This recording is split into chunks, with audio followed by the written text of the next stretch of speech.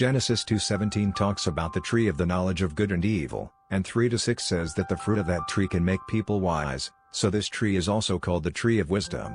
Verse 22 speaks again of the tree of life. The tree of knowledge makes people wise, but it leads to sin and cannot solve sin. Only the tree of life can resolve sins and gain the life of God. In front of Christians, there are always these two trees: one speaks reason, contends for right and wrong, and is carnally minded; the other speaks truth, loves, and is mindful of the Holy Spirit. Romans 8:6 states, "To be carnally minded is death, but to be spiritually minded is life and peace." The first half of Genesis can also be said to be unfolding these two trees. After eating the fruit of the tree of knowledge, they offended God and left God. Adam's first son, Cain, killed his second son, Abel. Cain's descendants were even more sinful, and they brought God's flood to extinction in chapter 7. Only Noah's family of 8 survived. But the descendants of Noah still live in front of the tree of knowledge. Because of the highly developed wisdom, in chapter 11 they actually want to build the Tower of Babel, which also invites God's confusion in language, and they are scattered. These are all aspects of the tree of knowledge.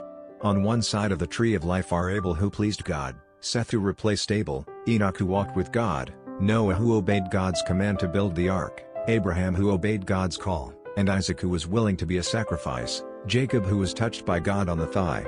What they all have in common is knowing God, trusting God, obeying God, and getting close to God. They all lived out a model of faith and a life that pleases God. From being baptized to leaving this world, a Christian always faces these two trees, as well as the evil spirits and the Holy Spirit behind them. It's a pity that many believers spend their whole lives reasoning and arguing for right and wrong. If the church is not happy, they vote with their feet. They don't know the meaning of the tree of life, and they don't want to know. If Revelation is the execution of evil spirits and devils, then Genesis is the sentence of evil spirits and devils. God said to the devil possessing the serpent in 3:15, "The offspring of the woman will bruise your head." The offspring of this woman is Jesus, who was born of a virgin. He is the Son of God, bringing God's life to mankind. He came to give life to man, and to have it more abundantly. The theme of the tree of life began in Genesis, and it runs through the entire Old and New Testaments.